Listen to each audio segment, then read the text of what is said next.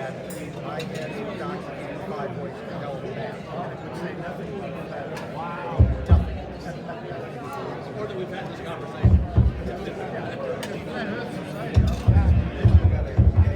Hold up.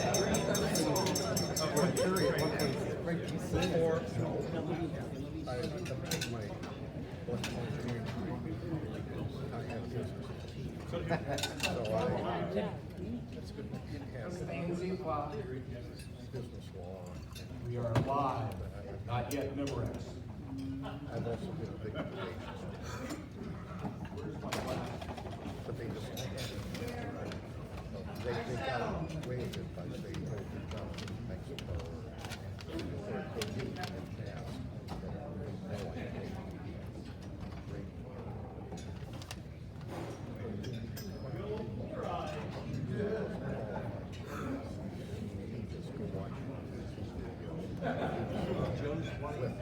I used to have 2010 vision.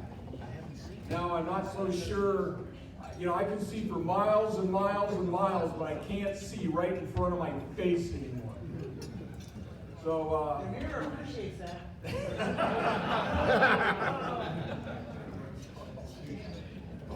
yeah, that's what that is. Welcome. We're going to get the program started here, so we can try to get finished on time and try to keep the staff happy here.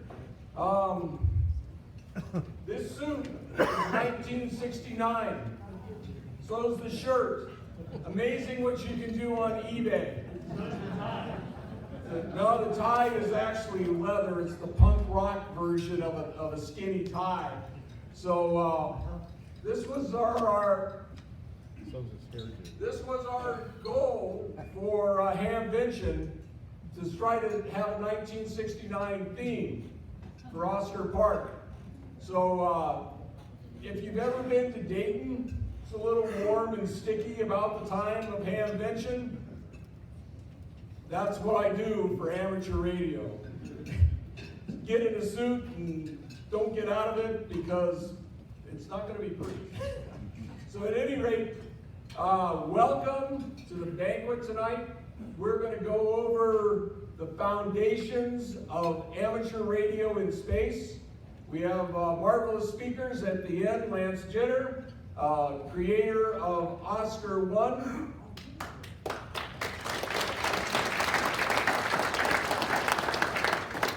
Next to him, the Spark, also a B-17 Navigator, same squadron as the Memphis Belle.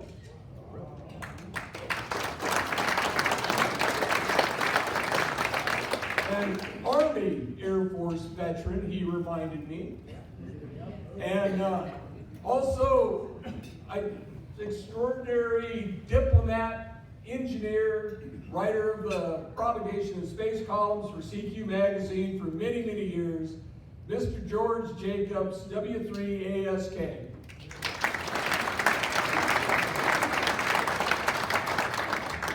The esteemed Dr. Barry Klein, W3PK, founding president of AMSAT.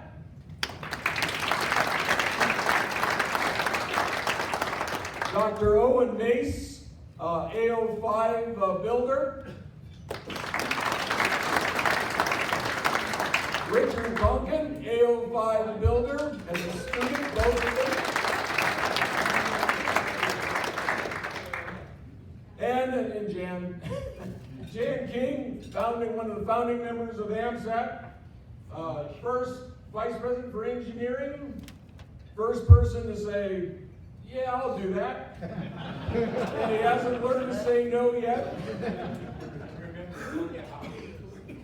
Remember, it's only a hobby. So we'll go down in this order. I'll try not to interject myself too much, but to keep things flowing. Okay, Burns, I know you appreciate that. So welcome. We're going to talk about the early years in history, and then we'll do what the real reason you come to these banquets, the waffle. We have the waffle going off. And we may have a special guest appearance showing up for the raffle. a gentleman that has deep AMSAT roots, is sneaking in from across the pond, as we used to say, from jolly old England, Sir Martin Sweening, if we can get him in here to show up, and maybe we can nudge, give him to say a few words. So that's our general program tonight. Partner technical difficulties, we're trying to drive on from the rear. Operations Vice President Drew Glassbrenner will be in charge of that, so if there's anything that goes wrong, ask Jerry. So without further ado, Lance, the mic is yours. Hit the red button on the bottom, press and hold. There you go.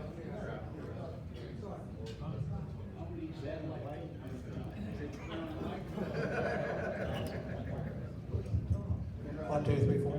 Okay. When I was invited to come here, I thought actually long and hard about what to say. I don't want to take the spotlight away from the amazing things that AMSAT has done over the last 50 years. I'm almost embarrassed in a way to get so much credit because I outlasted everyone else, so no one left to give credit to.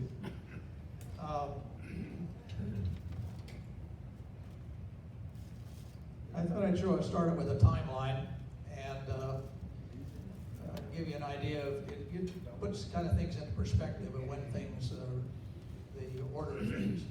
In '57, Sputnik was launched, which was a great surprise and embarrassment to the United States. It wasn't until January of '58 that Explorer 1 launched. And after Explorer 1 and Sputnik launched, Don Stoner, W6TNS from CQ Magazine, proposed an amateur relay satellite. It was somewhat in jest in a CQ magazine, but it inspired the group that formed Project OSCAR in an amazing way. OSCAR was 60 years ago now almost, was organized, and we launched our first satellite in 1961.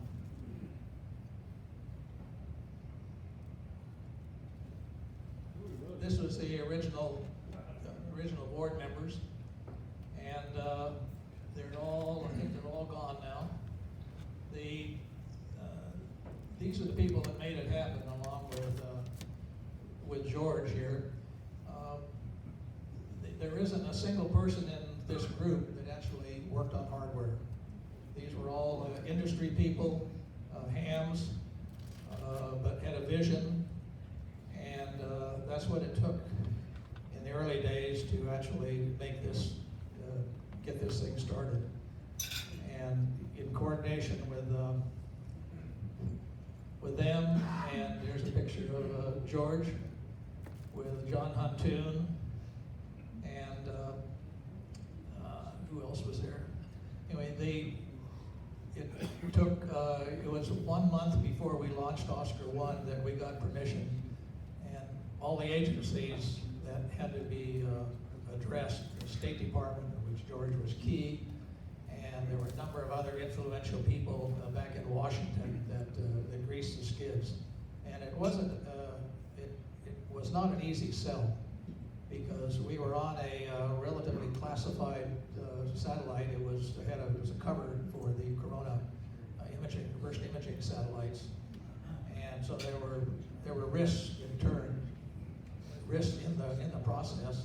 But I think I was just talking to George here that the USIA was very interested in this because they wanted to counter the publicity of the Russian launch.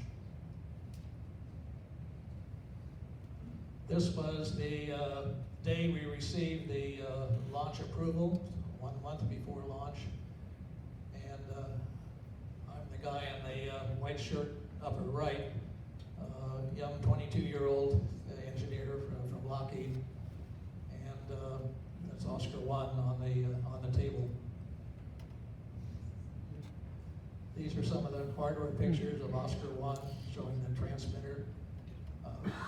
Power transistors in 1960-61 were hard to come by that would work at 2 meters. So we had contacts at Fairchild, and they made a special recipe, and they actually built some of the early transistors for us. There's the high keyer. That's me in 1961. I was a system test engineer on the Agena program, and I was a test conductor for a number of years.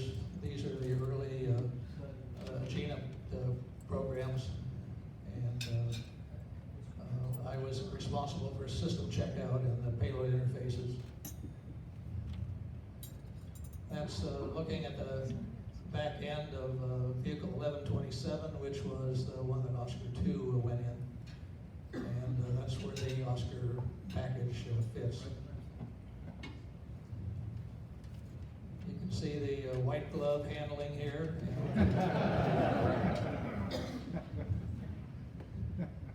And this is Oscar 2 being put together. All the electronic hardware, the keyers, the transmitters, things like that, all were built by individual hams. And my responsibility was just getting them all packaged together, wired, getting working deployment mechanism, and a way to turn it on and hold the antenna down while it was going up into space.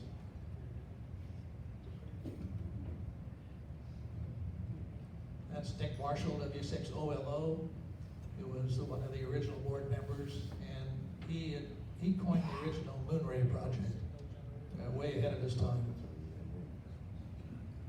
That's Oscar 2.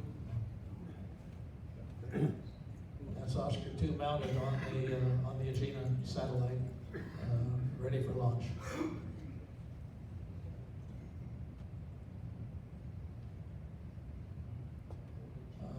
Oscar 1 lasted 21 days, Oscar 2 lasted 19. It was orbit decay, so we didn't expect much longer life than that. We used mercury batteries in those days, and they did well, and we ended up in the Smithsonian. And this was the payload we were carrying at the time, various versions of this. These were the camera payloads, and they exposed the film, did some initial processing, and then this is tracks across the Soviet Union, looking at the various targets, and send a recovery capsule back and catch it with an airplane. And it took a lot of tries before it was successful, but once they got the hang of it, it was a very successful program. This is the beginning of Oscar 3. That's Don Norgard, W6VMH, Ed Hilton, W6VKP, and myself. And after 2 beacons, we knew we had to do something new. We thought we had a launch opportunity, and in the future, it wasn't confirmed yet, but it was on a very highly classified satellite, and I was the only one with the security clearances in the entire program. Ed Hilton and Don Norgard worked for HP at the time, and were just excellent engineers.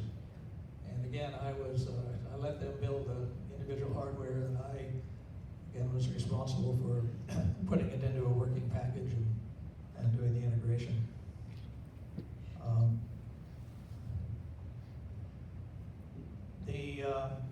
We did a 2-meter in-band linear translator. Now, you think about trying to do that even today, doing an in-band translator on 2 meters. And I was asked some time ago, why didn't you do crossband? And I don't recall specifically, but it seemed like for some reason it didn't seem legal, or there was some reason, technical reason, or political reason we couldn't do it.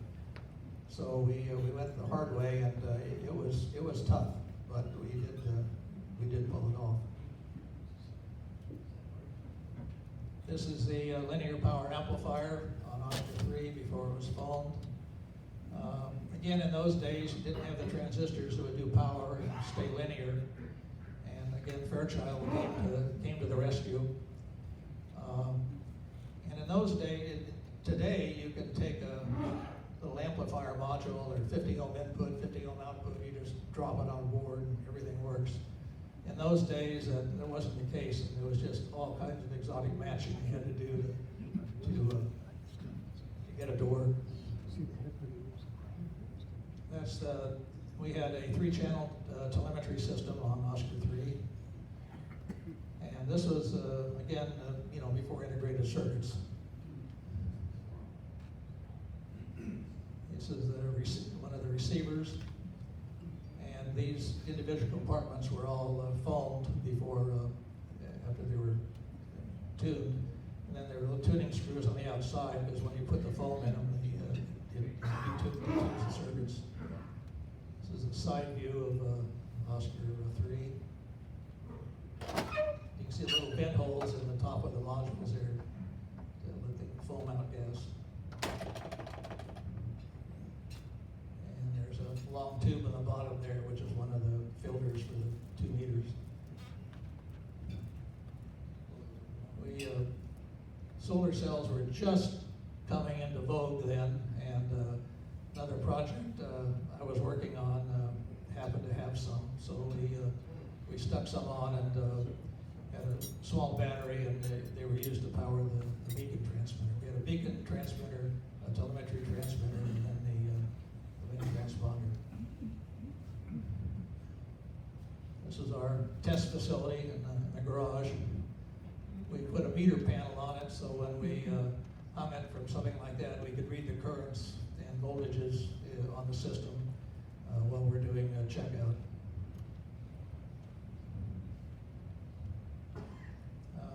We did this for Fairchild, or Fairchild did this for themselves, but anyway, they were such a huge help to us in the satellite that we got a little publicity.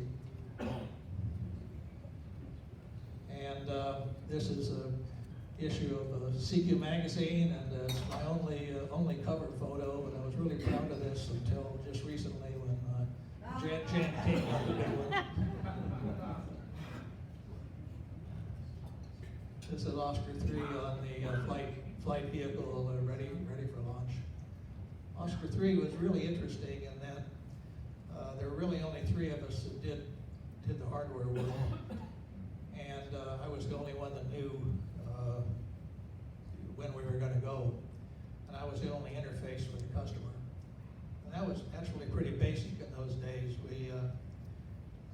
I knew the basic structure of the Agena, so I figured out how big a box I could get in there. And I made essentially a drawing on the top of the kitchen table of the envelope, how big it was going to be, proposed ejection mechanism, and predicted weight. And that's all I gave the customer. And from that point on, there was no contact except for status of when the launch was going to be. And when I drove the satellite in my car down to Vandenberg Air Force Base, we put electrolyte in the battery and mounted it on the spacecraft. That was the first time the host vehicle had ever seen the satellite. And they essentially took on faith. They said, is it qualified? And I said, yes.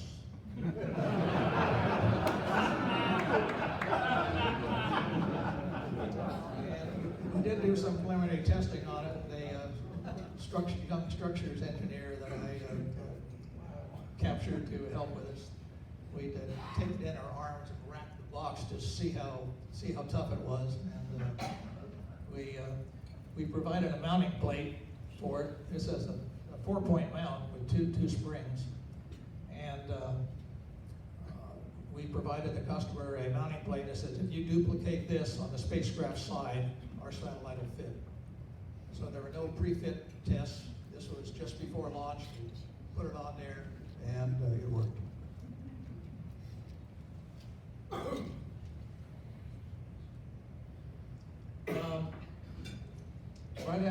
Oscar 3, we had a really interesting thing come up. The Type 3C was just being qualified at that time. Huge, huge booster. And they first test they were doing with the Type 3C, newspapers picked up at some time that they were flying sand as ballast to test the lift capability. And that was maybe okay, but then they found out it wasn't Florida sand, it was some sand imported from somewhere else. So it had to be special sand to be a payload. And the customer, the Air Force in this case, was really embarrassed about it. And so less than a year before they were going to launch the next one there, they cast out this call that says, does anyone want to fly? And we asked, we said, sure. And we had nothing to start with. And we said, what are the restrictions? Well, since you essentially have unlimited weight and unlimited size. And that doesn't happen anymore. So, having committed to putting something on the Titan 3C, we said, what the hell do we do now? And we got in touch with the TRW Radio Club, which is a very active club in those days. And they said, yeah, we'll take the challenge on. So they had a program called Vela, which was the first nuclear detection satellites. And you notice the triangular shaped solar panels on them. Of course, the hardest thing to get in those days were solar panels. So the TRW group managed to find 4 of them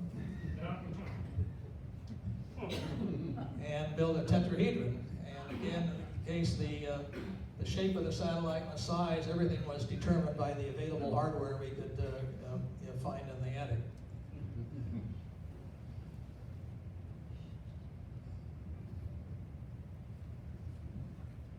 John Chambers, W6N, I was there in there.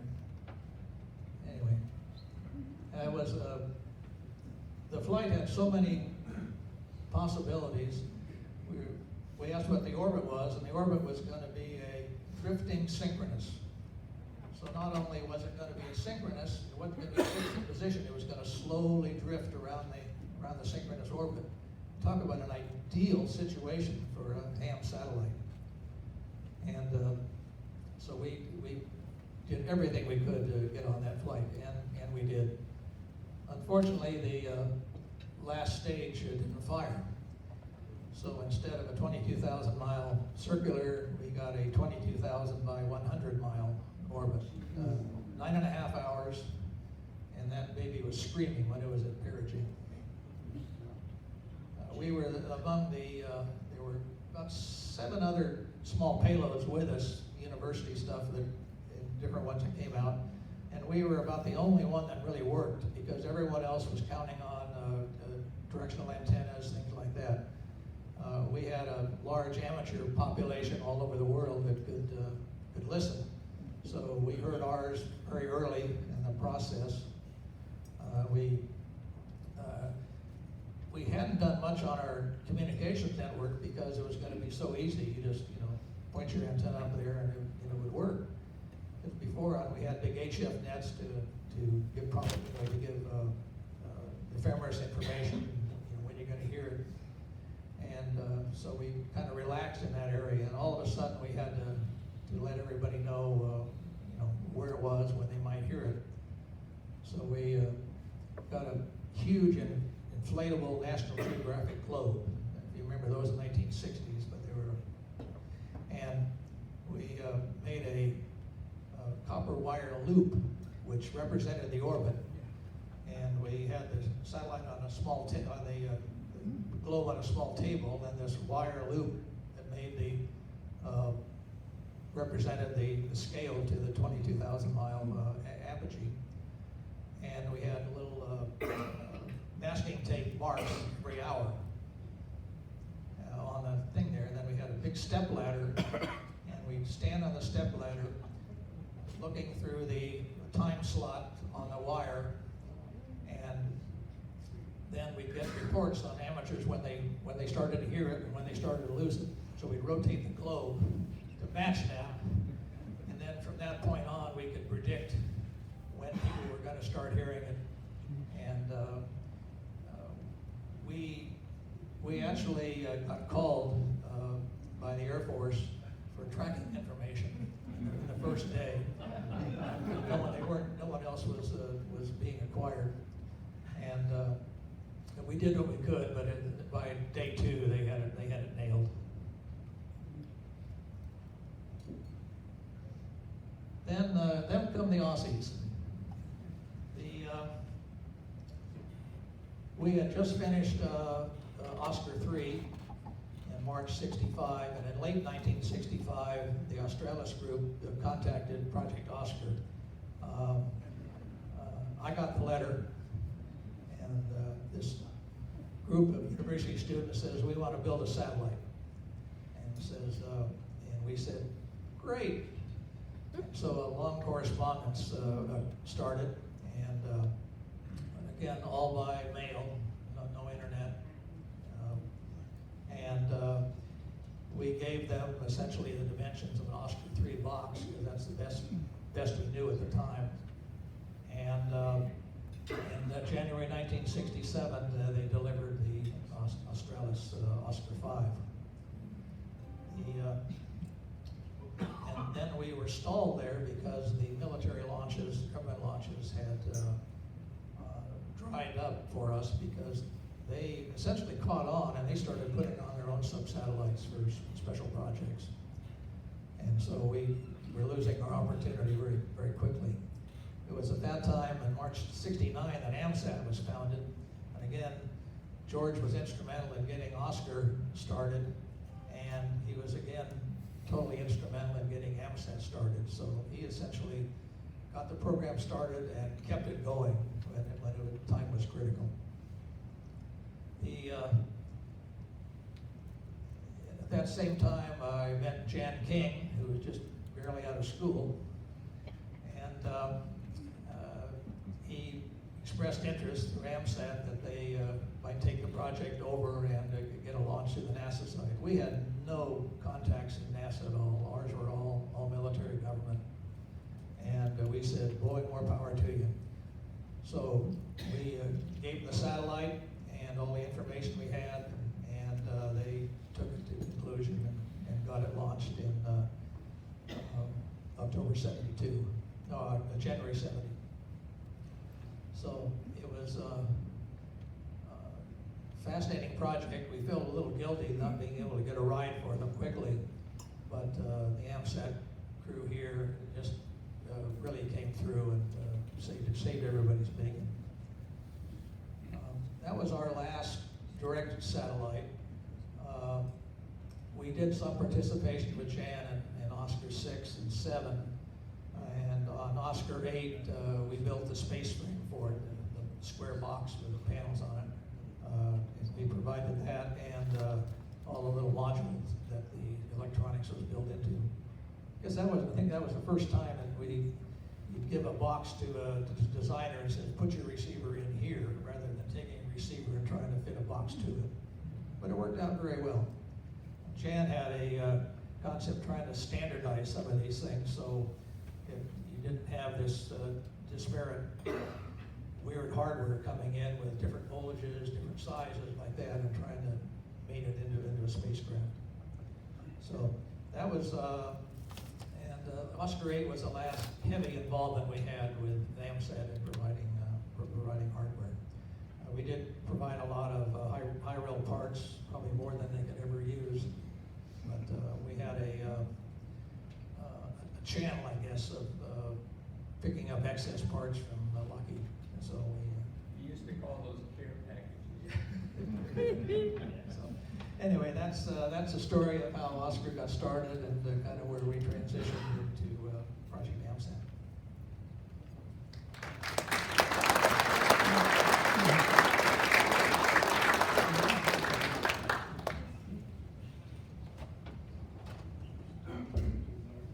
So thank you, Lance. We found the pioneering origins. So let's find out how the origins of AMSAT occurred with Mr. George Jacobs. Good evening. Is it working now? Have we got the mic working? First, I want to tell you, last night, today has been a fast reverse for my memory, and it brought back a lot of things which Larry has covered, and I'll cover some more. My background is such that when the war ended, I had to make a decision whether I stayed in the military or I made a change to the State Department.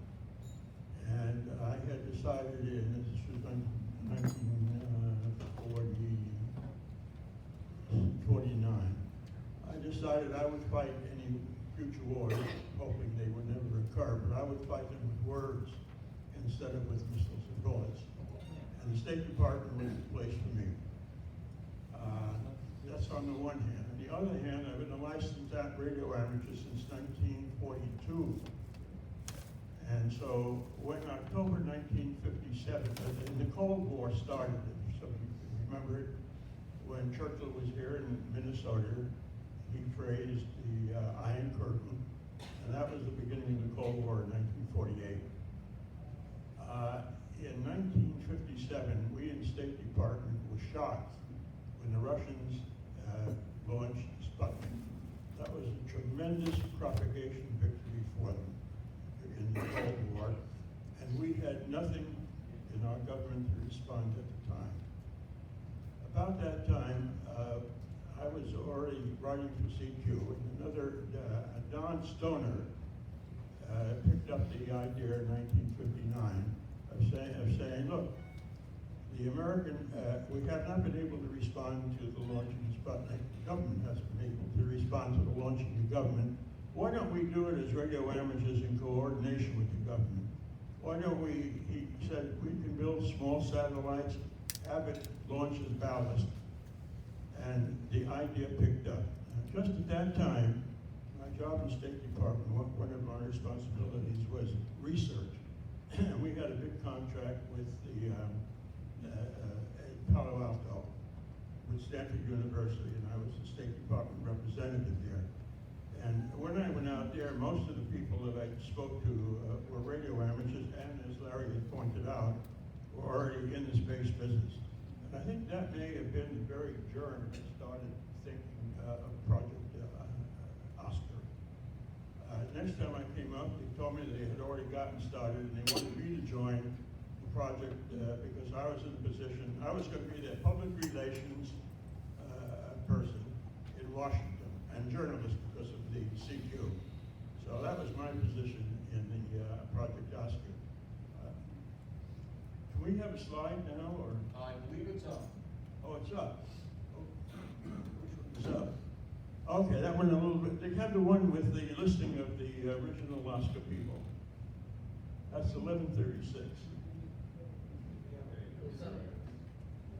There we go. That's a list of the original 12 people. Actually, there were more that didn't sign this, and I have a copy of it here. This was placed into OSCAR 1 and was launched with OSCAR 1 into space. As Larry pointed out, in 1967, after the launch of the 4 OSCARs, the Cold War continued. Most of the people that were working on OSCAR were professionally involved in missiles and designs, and also there was a race for the moon, which took over almost everything, and OSCAR had to slow down a bit. The 2 satellites came in, which were A05, and there was a satellite that came in from Germany, which were not worked on as much as we could have done. It was at that time in the East, things were happening. NASA was established, and ComSat was established, and that brought a lot of talent to the DC area. And it was my feeling that at some point, we may have had to have a Project OSCAR office in the East. Without any planning at all, this young man, he was a very young man at the time, called me up. Well, I should say, he was so young when I first met him, he was still in high school. The Voice of America had a program once a month on amateur radio, And he came to visit the program once, and I remember it very, very well. But this, that was about 1960 to 61.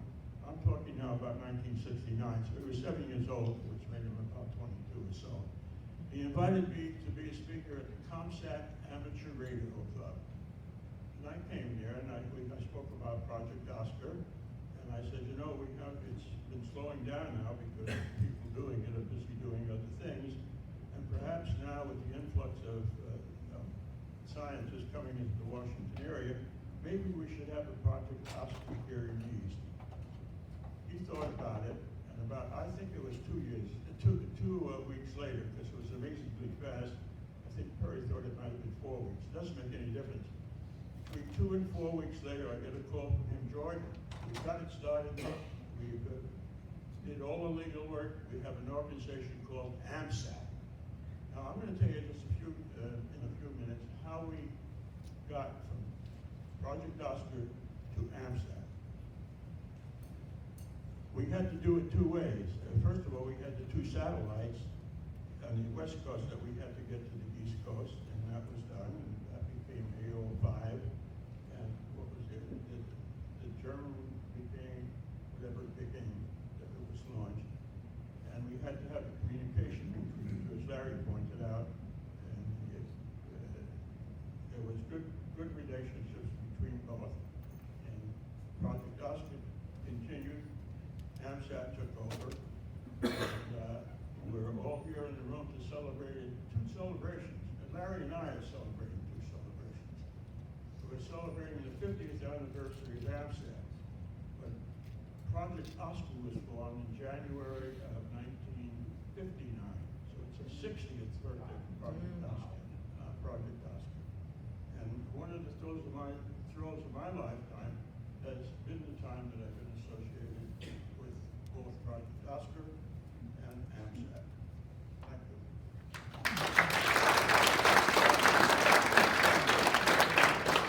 Any questions? There we go. Not yet. Okay. Oh, not yet. Okay. Oh, wait, we have some more.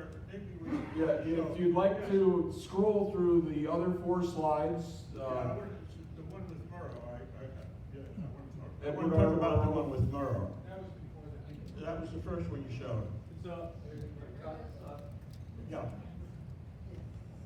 Being in the Washington area, we were able to do a lot more to get this thing going because it had slowed down, as Larry had pointed out, and there were some people behind the scenes that played a major role in it. Now, I think you all remember Edward R. Murrow. Murrow was the director of the appointed by President Kennedy to be the director of the United States Information Agency. And I was on Murrow's staff. And when he heard about Project Oscar, he saw it as the answer to Sputnik. And he was absolutely fascinated by it. And he pushed as hard as he could, along with General Klein, with Barry Goldwater and others, to get everything we needed to get Oscar going. And here we gave him the Oscar Award. That's what you see there we're looking at. Oh, that's just me and him. Okay, I had when we were Chuck Towns. There we go. That's Chuck Towns, myself, and Murrow. And when I say he was fascinated by it, hardly a week went by that he didn't ask me, wasn't there something we can do? When can we get it into orbit? When will it be going? And we appreciate it. And that story I don't think has ever been told before about some of the people behind the scenes who helped Oscar and AMSAT. Any other questions? So we got Oh, you want to go through the rest of it? we have Okay. 2 more photographs. Yeah, go ahead. Now that's Jan. I haven't seen Jan Ping until an hour ago when he showed up here. In the 50 years that have gone by. As many other people, as my Australian friends, I haven't seen them in the 50 years that have gone by. So if my voice is sounding a little wobbly, it's the memories coming back. I think that's with AO5, is it? Yeah, the real one. Yep. We took it to the conferences. Oh, that's Perry on the left as well. Next slide there, Dick. So there's a CQ slide. Oh, that was, I have to give the plug with CQ. I was with them for 52 years doing propagation of space columns on the side. That was the launch of the first Oscar one. And a copy of that magazine is in the gallery that Joe's put together. There it is, Oscar 1, shining bright.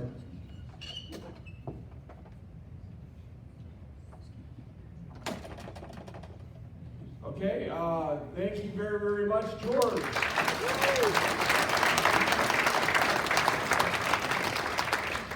So, Perry, I've seen so much here this weekend.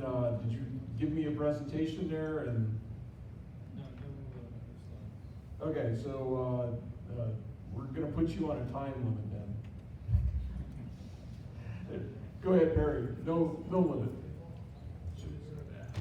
Okay. You hear it? All right. So after being inspired by George back in '69, or geez, right. I was 26 years old. He really fired us up, and so we went around to different organizations. We went to NASA Goddard, to ComSat, to IBM, and Applied Physics Lab, and try to identify from their radio clubs people who might be interested. And very quickly found that there was a lot of interest, so we got together a series of meetings and drafted articles of incorporation and the bylaws. The bylaws, I think we met till 4 in the morning or something one night over at our apartment. So we formalized it. We didn't call it radio amateurs, that sounded like RAMSAT. So we dropped that and had it as AMSAT. And then we formed sort of, we wanted to do some studies. So I study what do we do for power, what do we do for stabilization, all these different things. Applied physics labs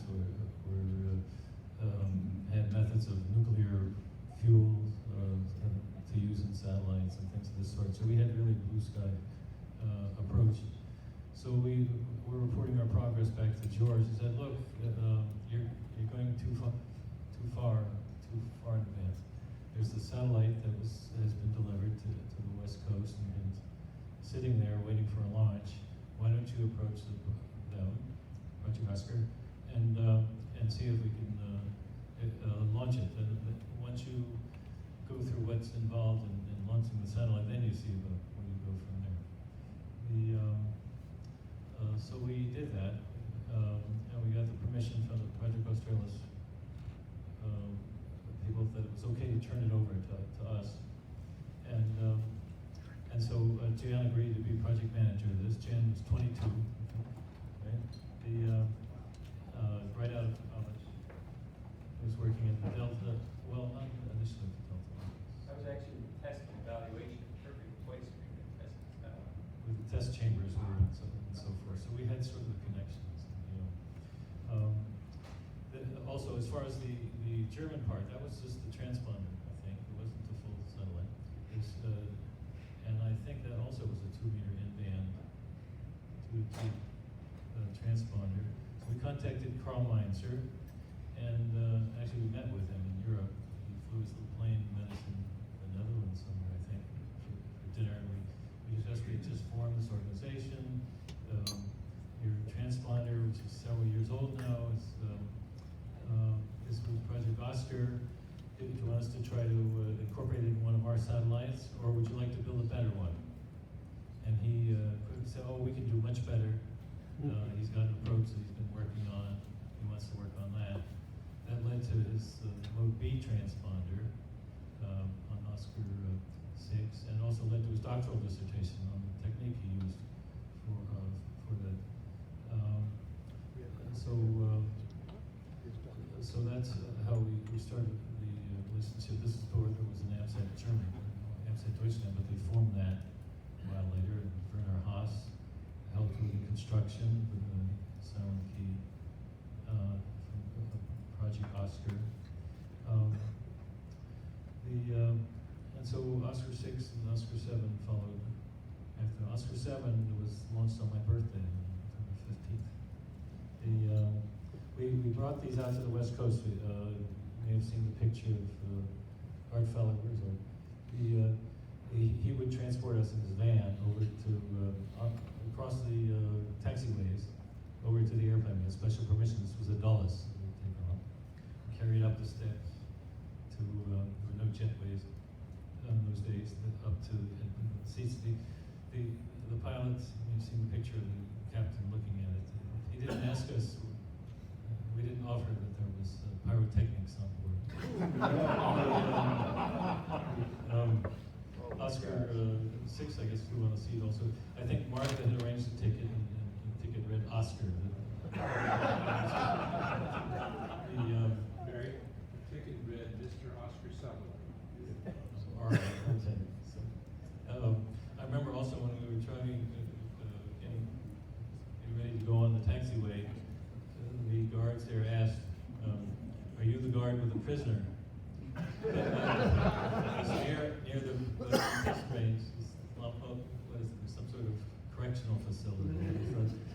Maybe we looked like that we were the ones taking the prisoner to that facility. So anyway, what else I was going to mention here? Later on, when there was one satellite we actually insured, we placed insurance on. I think it was. What was our first phase 3 that made it into Oscar 10, Oscar 13, Oscar 10? Not quite in the right orbit, I think. And with the way you work with insurance, you have to define what's success, right? And that's in terms of orbit. Did you get to the orbit? What are the boundaries of that orbit that's acceptable? Well, so we defined that, and we didn't quite make it. So we collected. It went into orbit, but we collected it anyway. That went to mine service, $50,000. I don't remember what it cost us, but I remember having lunch with the insurance agent from London or whatever. And I think Lloyd's of London or something. So we did actually insure. I think it's the only one probably we insured. Now it's very expensive. Yeah, phase 3. Certainly didn't make it into it. Let's see what else I want to mention. But I want to say, so organizationally, what's been amazing and wonderful about the AMSAT organization is how we work together as a team and all the excitement and how we've been able to identify really good talent, really some brilliant people, and we still have them to this day, right? And so it's really important to work as a team. And there are many ways. We all have the same goal, to launch these satellites and so forth, but there are many ways to accomplish that goal. And compromises and so forth, and you have to pull strings in certain places to get permission and so forth. But there's another problem right now is that we're all getting older. You see, we're in our 70s or more. And so we have to pass it on to. We have to identify the younger generation, get them involved. And you see that at the sessions today, yesterday, there were some students, a few students showing what they were doing. It's great to have presentations by them. But it's really important and vital that we actively recruit younger people to take on the work. The expectations have changed, I guess, of the younger generation. They're walking around with their devices, and some tell us we didn't know ham radio still exists. We have these cell phones. Ham radio is still around. What is it? So we have that to overcome. I point out to them it was hams who invented cell phones, GPS, and all these things. That comes from the engineering. And that has to be carried on. So it's our responsibility, all of us who are working in these fields, to try to involve younger people, motivate them, and lead them along. So that's sort of my message.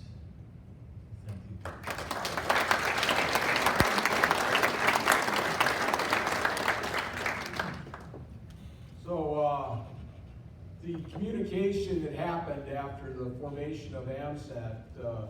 AMSAT was formed, and a lot of people don't realize it was formed by people who were in Washington, D.C. here. So when you form a new organization in Washington, D.C., what's the first thing you do? You form a committee to study it.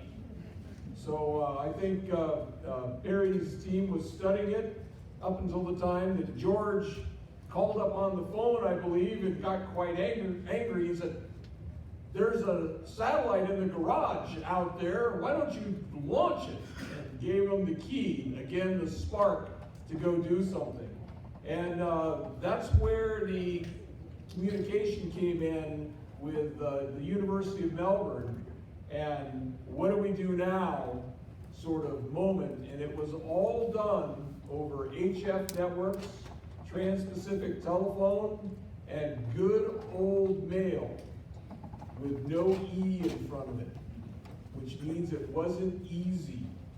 And we're going to talk about the perspective from the other side of the Pacific with Mr. Rich Tonkin here. And you'll have to help us drive over there. Drew will kind of get the things to look at the screen and tell me if we've got the right presentation up. And we'll turn it over to you, gentlemen. Richard?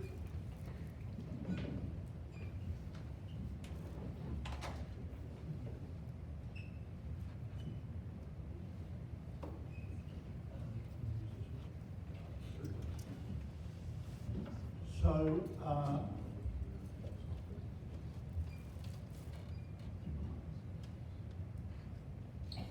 Drew, the satellite.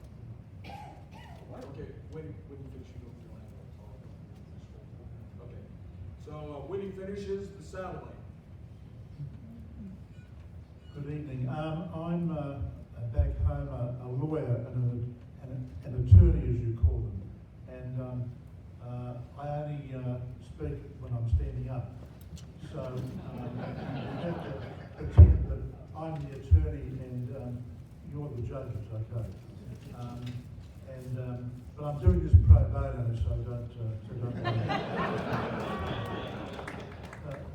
First, in case I forget later on, in case we forget, I'd like to thank Joe and all of the organisers and all of you guys. You've made Owen and I exceptionally welcome, and we've had a wonderful few days. Thank you very, very much. Now, Owen and I hadn't previously met George or Perry, so this was a great experience for us.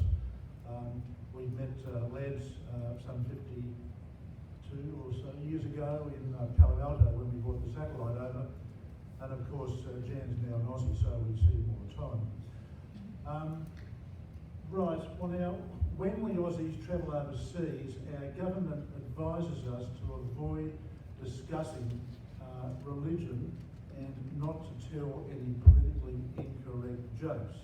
Okay, so I promise not to intrude in those areas. However, I do have a space joke, and it goes like this. You've probably heard it because most of the space jokes come out of the US, but anyway. An American, a Russian, and a North Korean scientist are having a few drinks in a bar during a break at a space conference. The discussion gets around to which country achieved the most spectacular space shot. The Russian proudly says, "We Russians, of course, we launched Sputnik, the first satellite." The American says, "That's nothing, we put the first man on the moon." Then the North Korean stands up and says, "We will outdo both of you, we are going to send a man to the sun." The American and the Russian double up with laughter and say, "You can't send a man to the sun, he would burn to a crisp." "You may laugh," says the North Korean, "but we have thought of that. We're going to send him at night."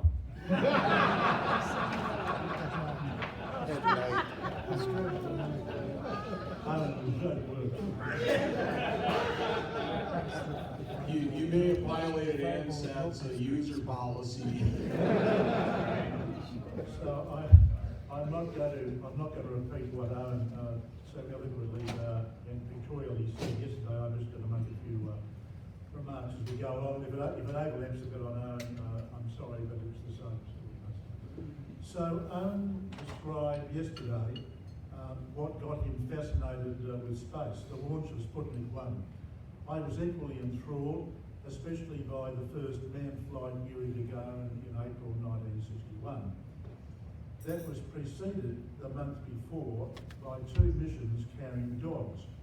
My wife Pauline, when proofreading these notes, said to me, quote, "The way this reads, dear, Gagarin went up in Vostok and took 2 dogs with him, was that right?" Now, my wife, lovely lady that she is no expert in space. That indeed would have been a crowded spacecraft. Owen also mentioned the quad helix antenna that we built to track mostly American satellites, including Oscar 3. We had the dubious distinction of being the first to advise Goddard of the catastrophic failure in orbit of the Nimbus 1 experimental weather satellite. They were very grateful that we got in touch, but they weren't very happy with the news.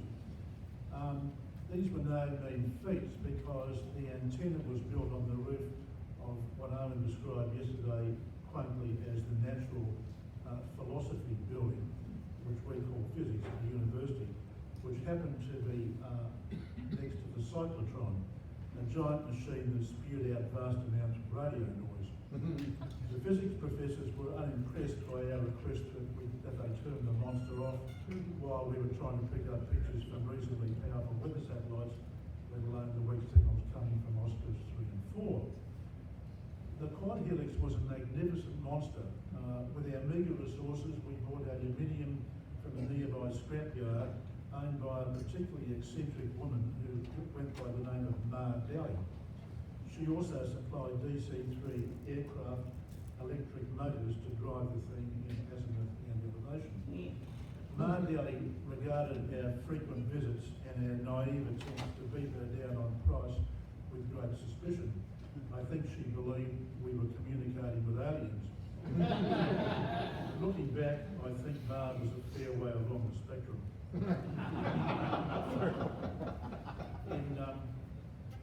In 1965, some idiot in our group asked, quote, "Why don't we build a satellite?" unquote. Owen said yesterday that it was him. I insist that it was me. However, I guess we'll just have to jointly accept the Nobel Prize. Almost all of those present howled with laughter when this was announced. Nobody in Australia had ever built a satellite, true. We had no idea how to build one, also true. We had no money, definitely true. And if we did, by some miracle, actually make one, nobody was going to launch it. Now, at the university was the Amateur Radio Club, and it was also a rocket society, a well-intentioned lot, even nerdier than us, who thankfully faded away before anyone got their fingers blown off, although one of them now works for SpaceX. The radio amateurs like us knew about Project Oscar. Why not get the space nuts and the only slightly less nutty radio heads together and write a letter to Oscar? So we did, dated coincidentally on the 4th of October 1965, the 8th anniversary of Sputnik. We did not expect an answer. If there was none, then that was that. We could all get on with our studies. I could catch up on my much neglected law course. We could get jobs, start relationships, anything but try to build a satellite. But then 2 weeks later, our lives changed dramatically. Project Oscar wrote back, as Owen mentioned yesterday, remarkably quickly. Email was still decades away, saying that if we built it, they would try to get it launched. We could have written to Oscar saying it was a bit of a joke, we weren't serious, we were college kids who had absolutely no idea about how to build a satellite, and that was certainly true. Sorry and all that, and goodbye. But of course we didn't. We thought if Oscar has faith in us, we'd better get on with it. We built and tested our little satellite as best we could. A friend of mine, Phil, loaned us his deep freezer that stored precious Antarctic ice samples in the middle of several nights while he repeatedly beat me at checkers. We flew bits of the satellite on high altitude balloons. There were days and nights when everything went wrong, but we persisted. Then almost suddenly, it was June 1967, Australis was finished. It had taken us just 20 months from receiving Oscar's go-ahead letter to have it ready to be shipped to California, hopefully for launch later that year. Arriving in San Francisco, we were treated like royalty. I was welcomed into the home of the Hewletts, yes, those Hewlett-Packard. Owen and Paul were hosted by Bill Eitel of IMAC. We were loaned a red convertible. I thought it was a Plymouth, but Owen said he thought it was a Cadillac. I don't think we were quite that important. Owen had a Volkswagen Beetle back home in Melbourne, and he was the only one who was brave enough to drive the loaned car on the wrong side of the road. For some reason, the steering wheel's on the other side as well. When you separated from the British, you sure did it properly, didn't you? In the convertible, we toured down Los Angeles, taking in Yosemite and a VIP tour of Vandenberg. In LA, we were shown Apollo being rebuilt at North America after the Apollo 1 fire. And even the space nerd, I was allowed to touch an unmanned Surveyor moonlander at Hughes aircraft. That one subsequently failed. For months after I got home, I mentioned every knock on the door was the CIA wanting to ask me questions. Of course, in the middle of all this, Australia was not forgotten. We formally handed our little treasure over to Project Oscar, secure in the belief that the launch was only months away, and we flew home to Melbourne to get on with our lives. Alas, we were not to be the first Australian satellite to go into orbit. A host rocket for Australis could not be found. On the 27th of November 1967, RESAT was successfully launched into low Earth orbit on a Redstone, think Alan Shepard, Gus Grissom and Explorer 1, left over from missile re-entry tests at Woomera in South Australia. It was actually the last Redstone ever launched. It transmitted for 5 days until its batteries were exhausted. It burned up over the Atlantic after 6 weeks. Sadly, because of the complete lack of interest in space research in Australia, there was no follow-on satellite. RESAT was an orphan. However, we had the last laugh. Jan tells us that Australis-OSCAR 5 will stay in orbit for 100,000 years, give or take a few 10,000, but who's counting? So Australia wasn't going to have the glory, Australis wasn't going to have the glory of being Australia's first satellite, but we weren't looking for glory. We just wanted a launch. We waited and we waited. 1967 drifted into 1968 and then into 1969. Meanwhile, at home, our thoughts turned to other things. Owen was married to Delia in April 1968 and she produced their son Nicholas a couple of weeks later.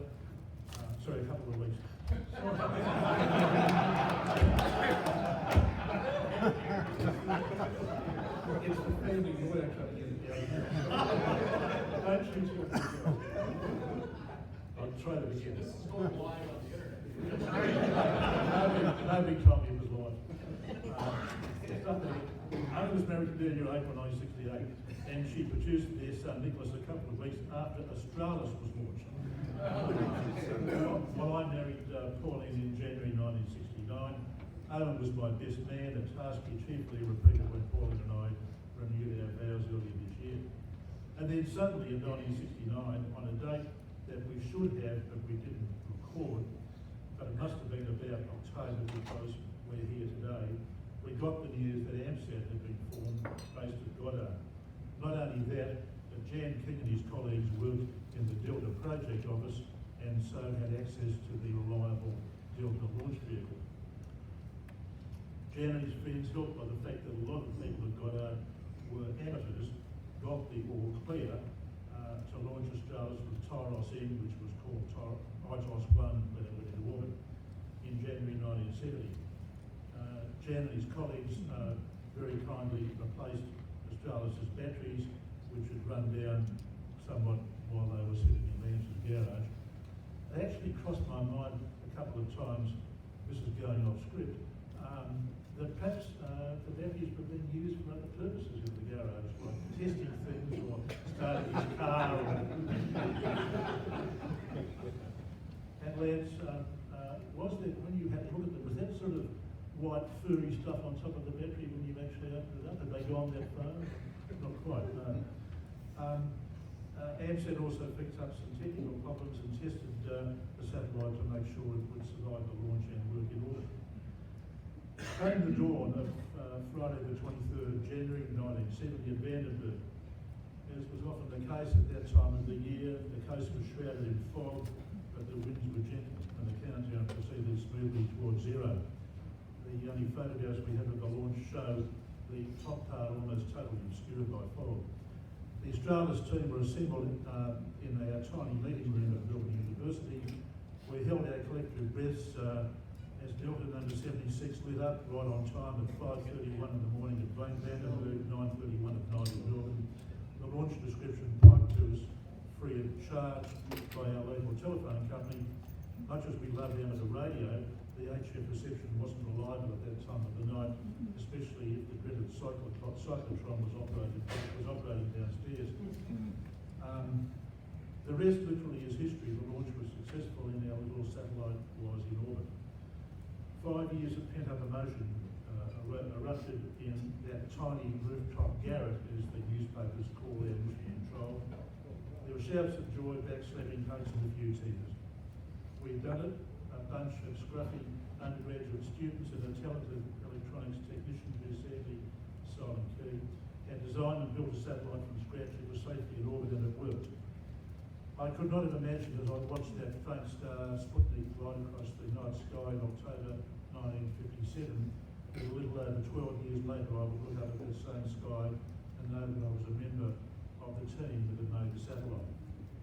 Australis-OSCAR was tracked by hundreds of amateurs around the world and its telemetry decoded using a manual prepared by Owen. On the 46th day after launch,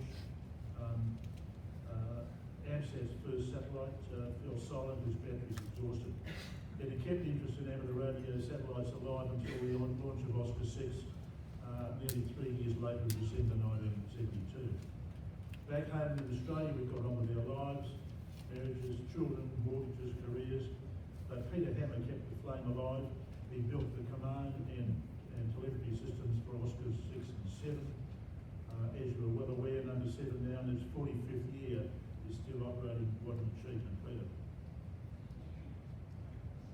There's a quote here which I'd like to repeat. Its source is a little vague, and I think it's particularly appropriate for the younger members here. There is no energy source in the universe quite so powerful and intoxicating as youth. As people age, they tend to compromise, to settle, to reach no longer for the stars, but for their spectacles, and then only to see restrictions and obstacles wherever they look. They rationalise. Youthful vigour, or arrogance, depending on your age, recognises no such bounds or common sense limitations. Nothing is impossible. So that's the story of Australis. Thanks are due to the team that built her: Owen, Peter, Steve, John, and Paul. Sadly, Jeff and Liz are no longer with us. And of course, huge thanks to NASA, who agreed to it and did it, to NOAA, who didn't want to do it, but did, and of course, more of that later, and of course to AMSAT. Without her, there would be no Australis-OSCAR 5. I'd like to say that to us, AMSAT does not mean the Radio Amateur Satellite Corporation. Rather, the letters AMSAT stand for AMSAT Magnificently Saved Australis. Thanks.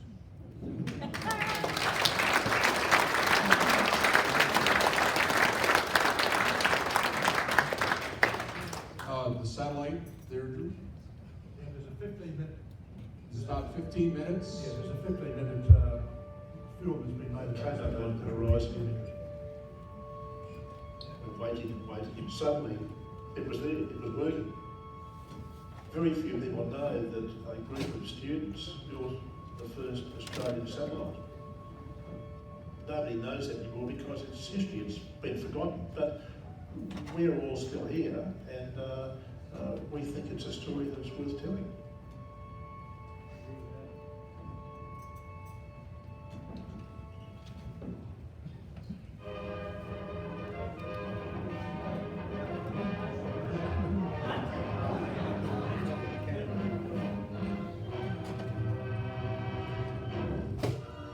Russia's first satellite is world news. And in Australia, scientists and astronomers are on duty day and night, tracking its orbit as it hurtles round the globe 560 miles up in space.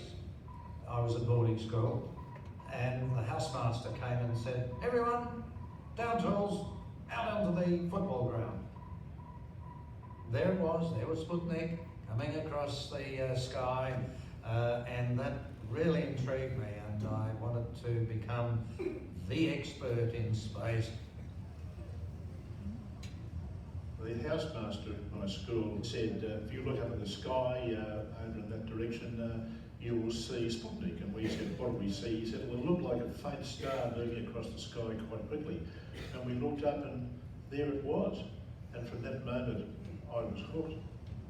It was an interesting time growing up, fiddling around building things, playing with fireworks, creating fireworks, making rockets and firing rockets from 44-gallon drums. And I was going to a school which was a private school, and if you didn't play sport, you were an outcast. They thought I was a bit weird. An absolute nerd. But I arrived at the university, and there's a group of people who are equally enamoured, interested in space. I found out that there were other people like me. There were other geeks, even if I was a geek, and this was wonderful. And I don't know who suggested the idea, why don't we build a satellite? But we all sort of said, well, this sounds like a good idea, why don't we? And some idiot, and it may well have been me, said, well, let's build a satellite. And we did.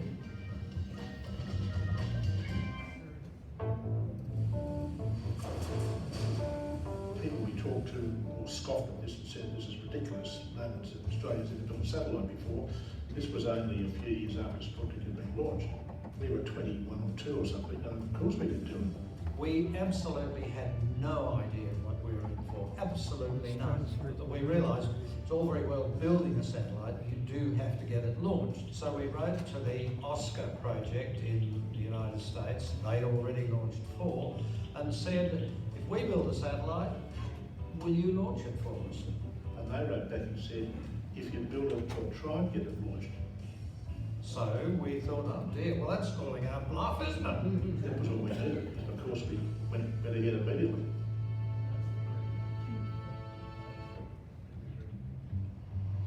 Well, this is a replica, which is now a museum piece. The antennas like these are just straight bits of carpenter's tape. Just ordinary nuts and bolts.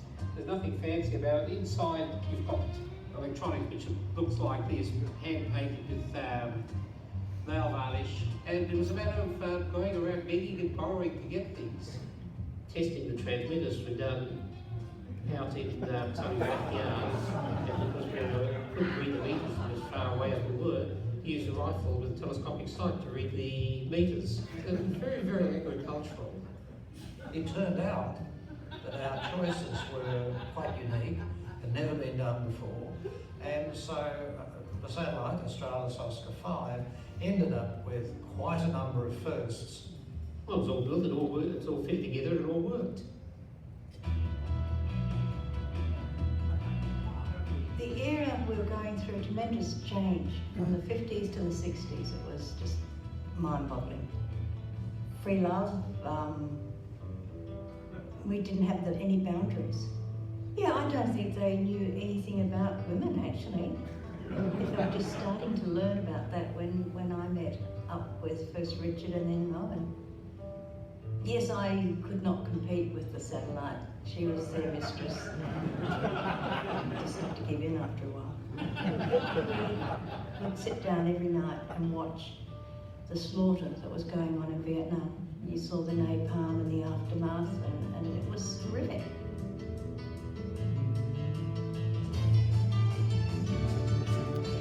Owen's marble was pulled out of the barrel, and if your marble came out,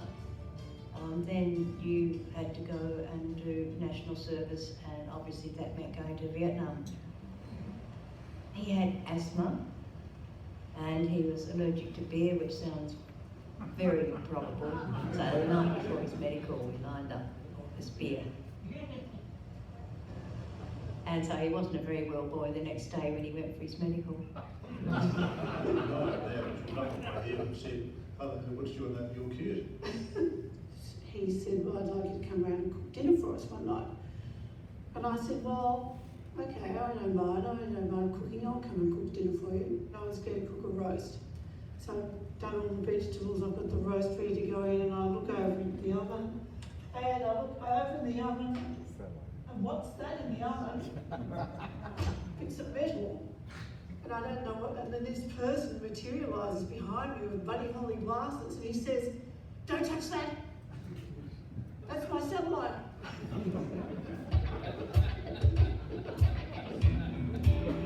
Yeah. Well, once it was built, three of us took it over to California in June 1967. We were treated like celebrities. It was an utterly amazing experience. We saw things that few Americans would see. We saw Apollo command modules being made, including the first manned one. We were taken to the Surveyor assembly line, and I said to one of the engineers there, could I touch it? And he said, yes, put this glove on and you can touch it if you really want to. Some months later, Surveyor 2 was launched, and about 5 minutes before it was to land on the moon, and exploded. And I often wondered whether my touch may have had something to do with it. After we got back from the United States, we were sitting congratulating ourselves in our little cubby house in the physics building, and a telephone call. I just happened to be close to the phone, picked it up, and there was this very nervous woman, said she was from Weapons Research Establishment. Could we please tell her about our satellite? Yes, yeah, fine. I told her, asked her all the questions. What do we have to hide? It was supposed to be open and public. The very next day, reset was announced. Australia joined the Space Club of Nations by successfully launching on the 29th of November 1967 an Earth satellite of its own making. The project was an effort of the Weapons Research Establishment. We didn't know it about reset, because that was really, we really beat them to it. They built that because they didn't want a bunch of uni students being first to launch a satellite. So that's the conspiracy theory, and let's just continue it. Why not? When we left America, we thought that the Americans would arrange a launch with the Air Force, a launch which we thought would probably happen before the end of 1967. But it didn't, and we even thought we'd just get them to send it back and we'd put it in the museum somewhere, because there was no other way we thought we could get a launch.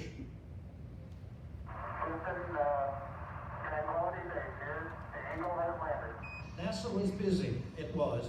There was the minor question of putting a man on the moon. I'm 21 years old. I was already in NASA. So these Australian students had built this scientific educational satellite and didn't have a way to get it launched. So in America, we thought we could get it launched, and so we tried. And there was a young engineer working on the unmanned satellite launching rocket, Jan King. And Jan was the leader of the group that went to NASA and said, look, we think we've found a spot on the back of the second stage of the Delta rocket where we can fit the satellite in, and it could be launched that way. They said something along the lines of no, definitely no, and never. No, hell no, and never. I don't think there was any serious expectation on those young engineers' parts that they would become part of the space program. Jan and his group persisted. He persuaded NASA that it would be a great international relations exercise to NASA would launch this amateur-built satellite from a foreign country. It just so happened that I was very fortunate to be in the right place at the right time. And that sort of continues on in this story. Ultimately, there's an awful lot of luck in all of this, that this all came to pass. This is AX3WO with the Australis-OSCAR broadcast. As I said, I had this idea that, you know, after all this time, is it going to work? What happens if it doesn't? What damn fools will seem to be. T-minus 5, 4, 3, 2, 1, and liftoff.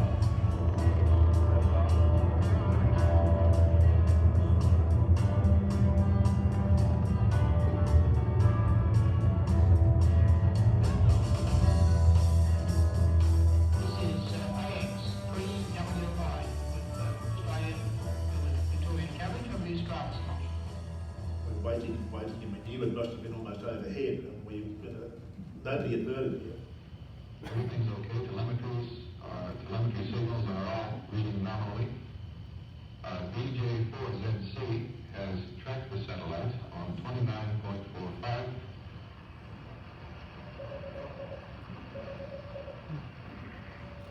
And suddenly, out of the setting, and it was there. It was working. The arrived carrying a transmission of the Australis-OSCAR 5 project.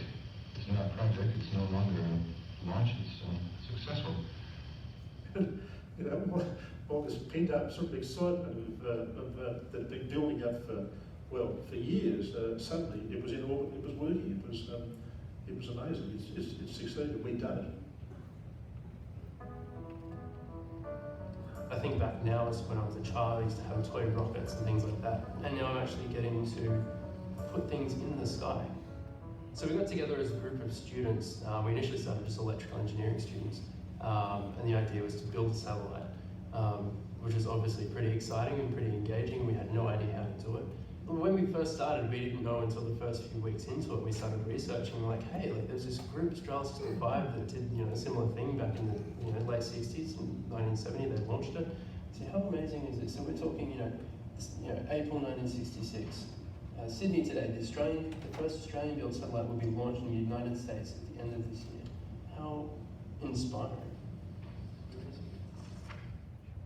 Jan, it's been a long time. Yeah, It's been a long time. And then, Troy McCann, who's the leader of the group there, contacted me and said, would I like to come along, and some of the Australis group would like to come along and tell them about what we'd done all those years ago.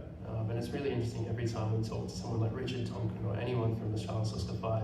Yeah, I really do feel like we're carrying the mantle and carrying the torch on. I hope that they can do what we didn't do, and that is to establish a business for themselves personally, so that they've got a career to do into if they want to do that. Look, I think it's a great idea to have a space industry. I think it's one of a number of industries we should be doing.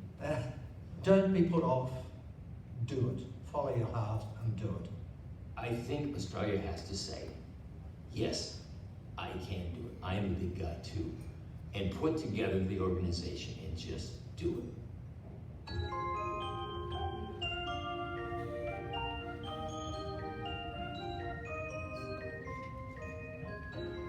Oh, what is it about space?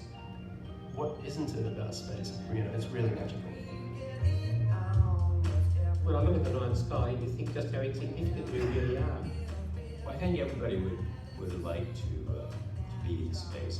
I would have loved to have been an astronaut. That would have been great. It would have been great fun. There's a little bit of us, each of us up there, if only from our fingerprints and therefore DNA up there. I go to Harvard's night at night sometimes and look up at the sky and think it's going over. It's up there. It's still going around the Earth every 100 and something minutes. It's silent, but it's there.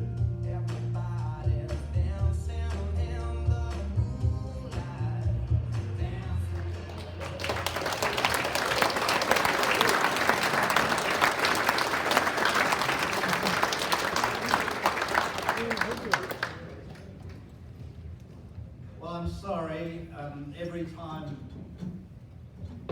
I do tear up. I really do. When I hear that, it was such an event for us. and I apologise, but you know, I'm carrying. Anyway, we do owe an immense debt of gratitude to AMSAT of that. There's no doubt whatever. But before I move on to that, I will make a comment on Richard's little presentation. You'll recall that yesterday, if you were at my little presentation, that I claimed to have come up with the idea and said, let's build a satellite, because I was on the podium. Now, Richard has taken advantage of being on the podium and also claimed to have been the person that suggested it. So, being such a magnanimous person that I am, as you know, I'm willing to accept his claim, and therefore the title of some idiot.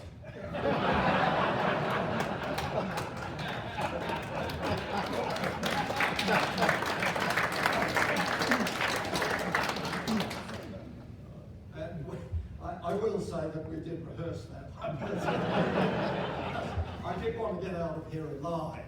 Well, anyway, seriously, we owe this incredible debt of gratitude, and we, as you probably know, I wrote a book on Australis, and did it in time for the International Astronautical Congress in Adelaide 2 years ago, and the same Congress is on this town next week.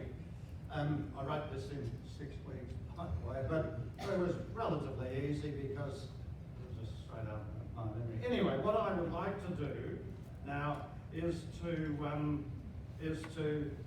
present a copy to your president as in gratitude for helping us out.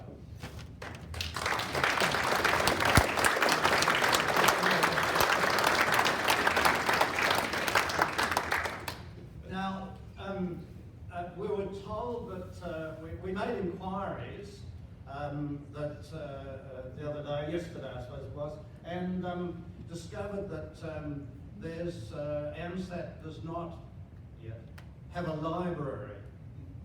So we thought that amongst all the firsts that Australis achieved, we would also achieve the first book in the AMSAT library.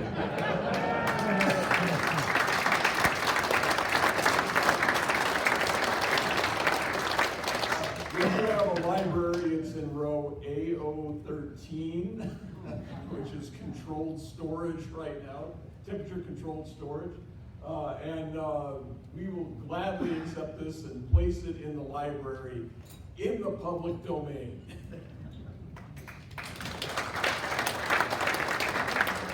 We do have, if you wish to purchase a copy, and I'm really not trying to sell it, well, the royalties would barely buy a pack of cigarettes.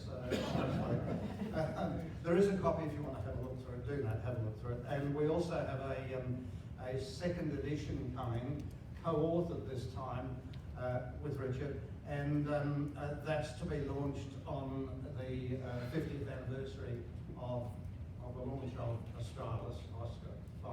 So that's something to look forward to. So I guess look for that in your stores on January 23rd next year is when it is. Okay, so we're going to turn this over to Jan King, W3GEY. Barry, you had a quick comment? Or? Yeah, I wanted to mention something about the commanding. Hello. I wanted to mention something about the commanding of Oscar 5, because this was the first time that an amateur satellite had been actively controlled from the ground. Bill Dunkley, where are you? Bill sent the first commands. This was from the Tonkin Mountains Lance zone, and that was on orbit 60, I think, according to Jan. Orbit 60, so it was several days later. And apparently it was kind of tricky doing it because of the Doppler shift, I think. And I about it because he only had a technician license and command frequency and so on. But he points out that we had an STA, and the STA could be interpreted to let anyone command it. But I wanted to mention that Bill, who was very active at ARL, he was on the first elected board of AMSAT in late '69 when we had our first annual meeting. And he was managing editor of QST for a number of years, and also arranged sort of the purchase of Oscar 8 by the ARL. ARL sort of purchased, and then however, so that they were responsible for Oscar 8 and his operations and so forth. That was sort of grand. They sort of took possession. So I wanted to mention that.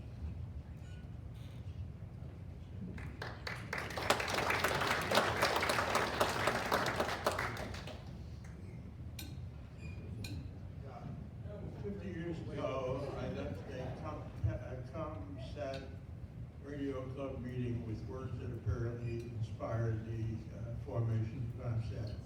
I'd like to leave tonight with some inspiring words. Get that satellite or transponder on the moon. Happy birthday. Down below you, the screen. Over there. You got the newer version than I do.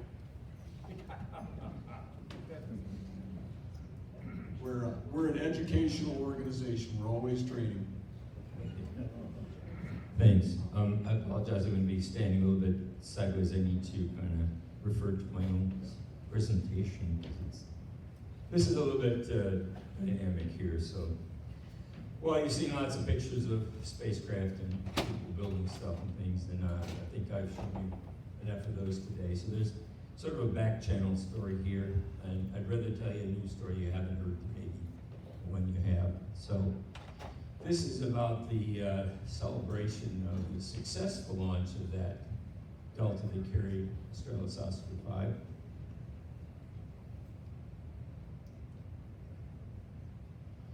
Okay, now, once we kind of got this thing, we were fitting into a fabric. As everybody said, the dynamics was moving from the Air Force to NASA.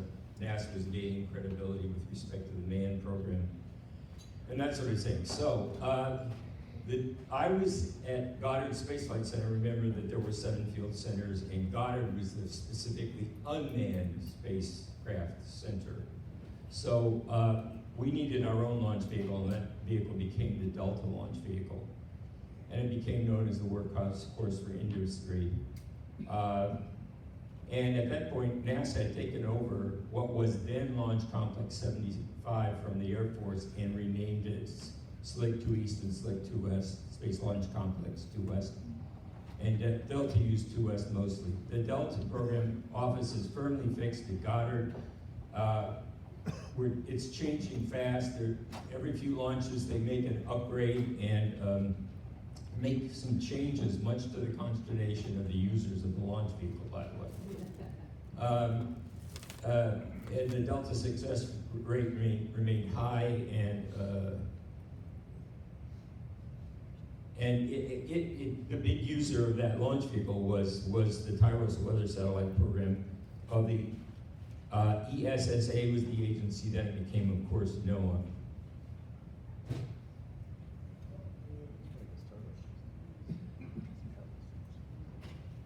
Just make sure I got it right. Okay, so the U.S. weather satellite program was moved from NASA to what would soon become NOAA. Tyros, which is an acronym of acronyms, by the way, is working on the 2nd generation and a much more expensive satellite.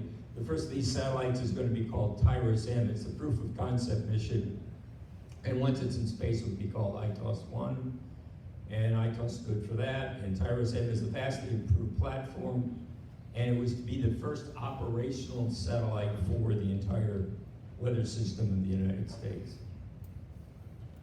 And so the players in the Australis game are these, the ones on the left-hand side is what we've been talking about earlier in this. And once AMSAT was formed, we had interfaces to the radio regulatory organizations like the Federal Communication Commission, and we both had direct contacts in through the American Radio Relay League.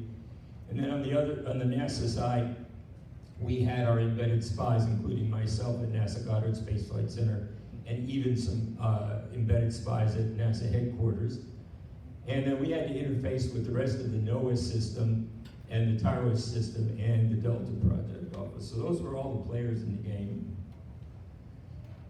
And the things that people didn't really appreciate in this when they were encountered by us was that by teaming up with the Delta program, the sheer determination of those guys, they wanted to launch everything that walked in the door, including us. And I literally took the spacecraft over there under my arm and put it on the table and said, I built a spacecraft. I'd like to launch this. But what they also hadn't counted on was what George Jacobs had really alluded to, and that is there was good position placement throughout the government of radio amateur operators who were very supportive of this whole concept. So the amateur radio mafia is sort of like the Freemasons or Brotherhood, and they're embedded everywhere, and you just got to know which button to push and things happen, and which was amazing to watch as a 21, 22-year-old at the time, I have to tell you, very impressive. And so there were things like the center director of Goddard, I mean the #1 guy, he was W3GYU. We had people like Dick Daniels who not only helped build the spacecraft, he actually got them approved at NASA headquarters. The guy at NOAA, Dr. Jack Townsend, the head of the meteorological part of all of NOAA, was W3PRB. And we had a bunch of guys like Art Feller at the FCC. We had the FCC wired, so that wasn't really a big problem. We had the ITU wired too, that was not. Okay, but I wanted you to understand there were legitimate perspectives here, and there was a tension at play. Now, when a senior manager has to make difficult decisions, that's why he makes the big bucks. But these were all absolutely legitimate considerations here, and he had to make a decision, a wise decision as to how to play this and whether or not to accept this or not. So here were basically the perspective. Hey, Mace, this has been a lot of work. We got to see this thing fly. And AMSAT, we're just we're an incredible organization. We're a bunch of young kids. We know what we're doing. And by the way, we want to do this now and for forever. And the Delta Project was trying to prove this was the workhorse, and so their job was to make sure they flew everything they could. And they want to improve the launch vehicle on every opportunity they could. Secondary payloads are important, and international customers are important. So that was their perspective.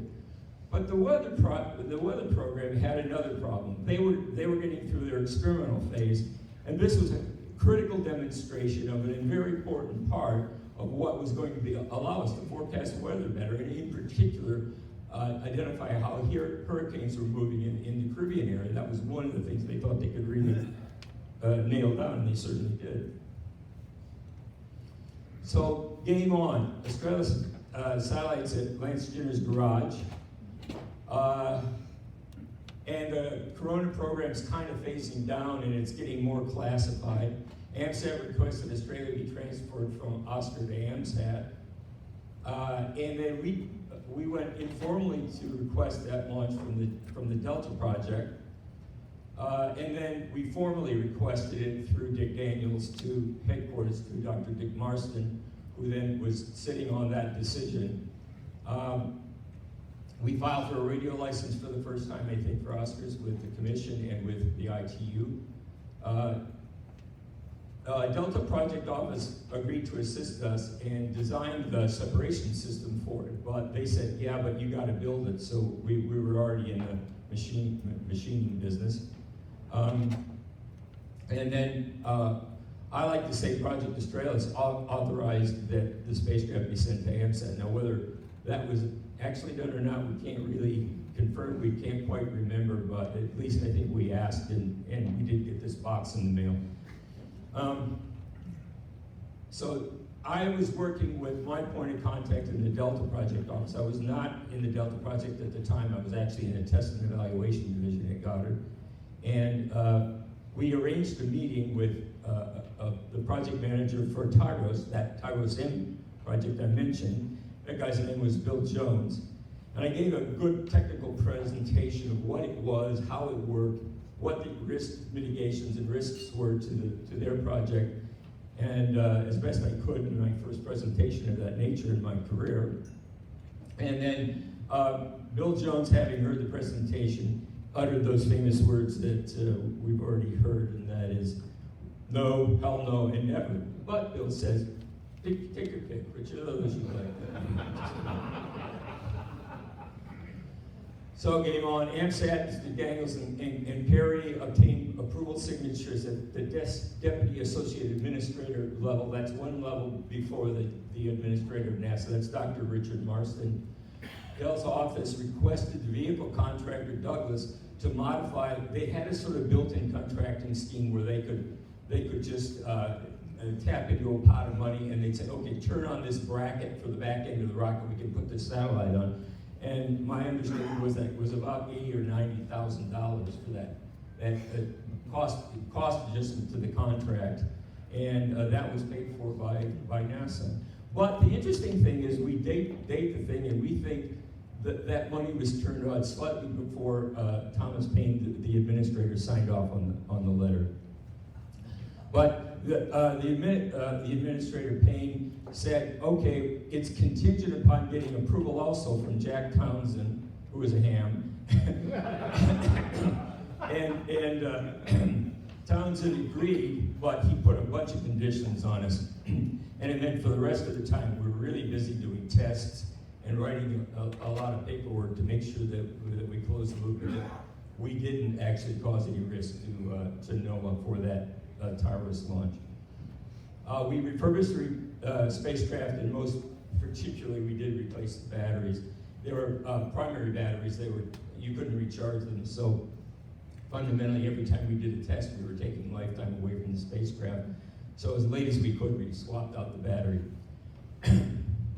And we did a lot of environmental testing. This was the first time in my life I ever went through a vibration test, and it scared the hell out of me.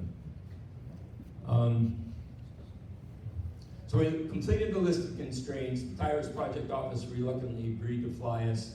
And so the real deal was NASA had agreed, but they said it's contingent upon NOAA saying yes. And so that's where the paperwork and the testing came in. But it cleared the way for this spacecraft. And you have to remember what was happening here, what was at stake. I do understand there were some diplomatic meetings that did take place between Australia and the State Department, just to sort of touch the base and say, yes, we're really going to do this, because this is the first secondary payload that was international. There had been primary payloads about 4 or 5 times before, but this is the first time a secondary payload had ever been done for a foreign country. And it was the first educational satellite ever built and launched for university students. That certainly is a first that's very significant when you consider the hundreds and hundreds of universities that have now launched spacecraft. And the first ever built in Australia, and the second ever launched. We know the RESAT story. And it's also the first spacecraft that was ever commanded, and I think built locally at the Tonkin Mountain Science Center with the ARL gets credit for that one. And first one to be licensed and so on. The last time anybody could have said don't do it was on the T-3 view. That's the launch readiness review that is formally held and is historical with the Delta program. And on the day, there is a time when all of the managers stay up and they say, go, go, go. And that ITOS project concurs. It's a pretty big thing for me, I have to tell you. So the launch is 100% successful, and Oscar completes its mission after 46 days of successful operations. Now, the Delta guys, part of the back channel, some of you may not know this part of the story, it's pretty good. This was the first weather forecasting, it was a change of era for the weather forecasters. It was a new rocket with 6 solid strap-ons, and by the way, one of the things that the Tyrus guys were bitching about was the fact that we only needed 3 solids, but we flew 6. That's because the Delta wanted to be able to prove that they could do 6 solids, so that was a risk for the ITOS people, and they wanted to do that, and it was successful, so they wanted to celebrate that. And the Delta team had worked very hard on all the things they did, but they played even harder. So they said, let's party. And the guy that got that kicked off was a guy named Bob Goss, who later became my boss. And he planned a grand party at the rec center, and that party was held on the 11th of February.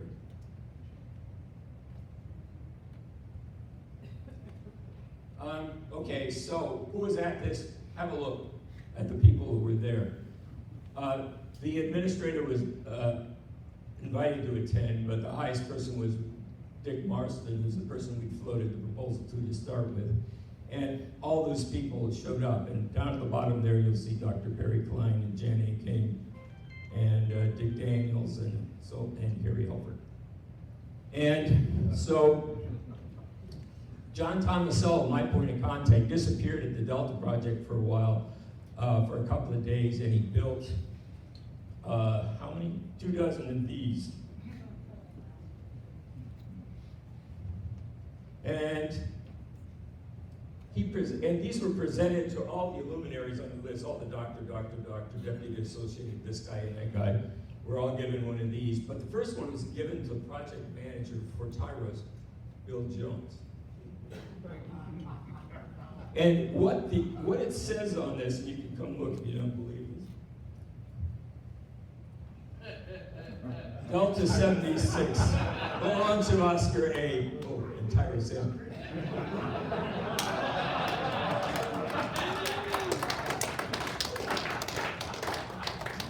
So they didn't like to have fun.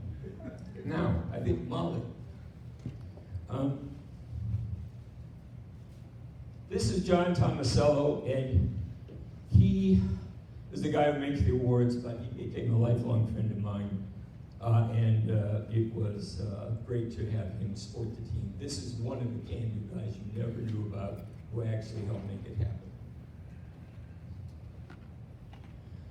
So,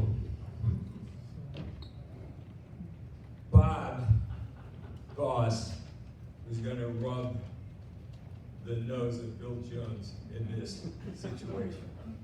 And he had just the tool to do that. He'd done this before. He had a barbershop quartet, and he composed the song. Funniest thing about the barbershop quartet, it was called the Four Flushers. There's something about sewage that was funny at the Delta Project. I never got that right, but anyway, 4 flushes, except there were 5, so it was a barbershop quartet with 5. That was weird. And well, it's not up to quite Banjo Patterson standards. I think it was great that Bob Goss wrote the song. And so, the song that they wrote is to the tune that you probably all know. For a bicycle built to 2, and this is from about the turn of the century. Yeah. Daisy, Daisy, give me your answer due. I'm half crazy, all for the love of you. It won't be a stylish marriage, I can't afford a carriage. But you'll look sweet upon the seat of a bicycle built for 2.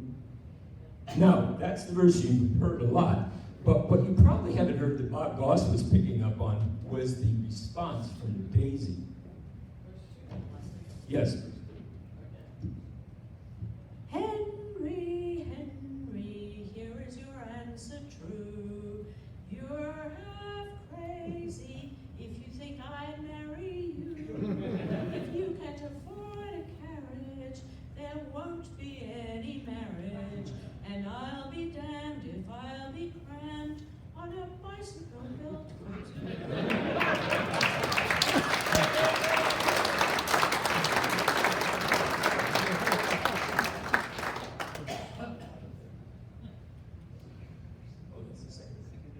Okay, so this is Bob Goss, and the interesting thing for you guys is this picture was taken on launch day, 1969, January 23rd.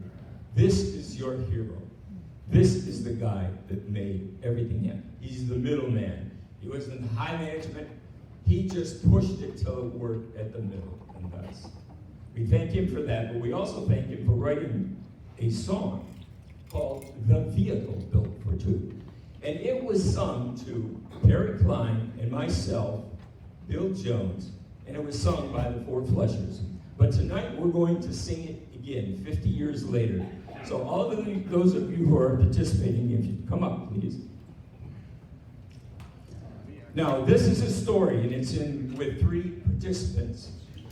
They're Bill Jones, the project manager for Tyros, Jan King, the project manager for Oscar for AMSAT, and Bill Schindler, the very famous project manager of the Delta program.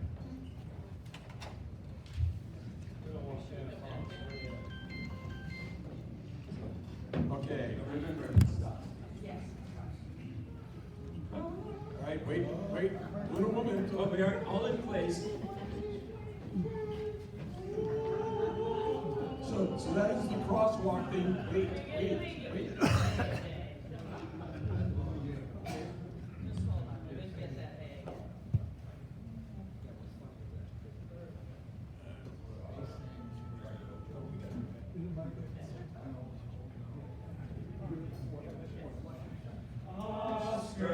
Oscar, give me your answer too. I'm unwilling to share my body with you. You probably block my vision or cause a space collision. So I'll be damned if I'll be crammed in a vehicle built for two. So that is Bill Jones talking to me, and then here's my response. Tyros, here's my reply to you. I'm unruly and I hate you. So don't be unkind or bossy with this hitchhiking Aussie. And I'll look neat in the rumble seat of a vehicle built for two. So now Bill Jones is getting frustrated, so he turns to the next highest guy he can deal with, and that's Bill Schindler, who is nobody's fool. And so his request is this one. Delta, here's all I have to say. If he bumps me, there will be hell to pay. 6 times we could not prevent this ham adds to our torment. We never thought that we'd get caught on a vehicle built for two. Now, here comes the punchline. Bill Schindler back to Bill Jones. Tyros, nothing can go wrong. Be a hero, let Oscar tag along. And don't be content, precursor, it could have been much worser. Could you see, have carried 3 on a vehicle built for 2. But wait, there's more. There's a brand new verse that comes from Oz, and that's written by Richard Tonkin of Project Australis, and here it is. Get it in the air first, by the way. Tyros, Oscar, see what I did for you. In an orbit, almost too good to be true. You're here for 10,000 years. There was no need for tears. So you see, Mr. Douglas made me a vehicle built for 2.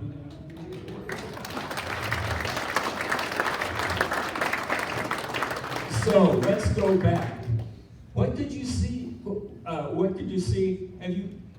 So we see you. Let me try it again. So could you see have carried? So you see, we could have carried 3. Hey, wait a minute. What's this little song for telling about the future? Was this song for telling about the future? On a vehicle built for 3, 4 years later, $28 rockets later, 7 ITOS spacecraft, and 2 Oscars later, we had this. AMSAT Oscar 7 was spacecraft number 3 with ITOS 7, and it all went really well and still does. Now, remember that the bad guy here was Bill Jones, and he ends up heading off in 1971, replaced by Jerry Burdett, who we know quite well. He's seen here 1 spacecraft later inspecting AO6. We had a technical problem late in the game. He wanted to look inside the spacecraft and see if the mechanical fix we made was acceptable to him. So here's Perry opening the lids so the project manager from Tyros can look inside. He had a look, he went over in the corner, looked at me and said, "Okay, fly it." It was indeed his decision, and Perry did look a little nervous at this point. So things changed. At the end of AO7, when we mounted on board,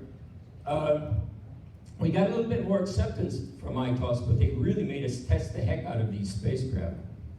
And this event occurred up on the gantry launch. Here's Oscar 7 right next to the solar array of ITOS. And Jerry took me over in the corner on the 5th level of the gantry and said, "King, that's a really mighty nice spacecraft you got there. I hope it all works well." So times change. 2 months later, Jerry became a radio amateur and joined AMSAT. And that's a true story.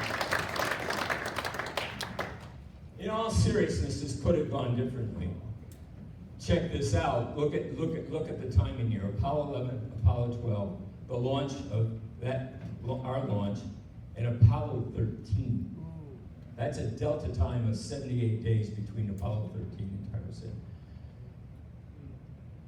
James Webb's job was not to approve Oscar A for flight, as much as it was to make sure that he was answering to the President of the United States on what was happening in the Apollo program on a regular basis.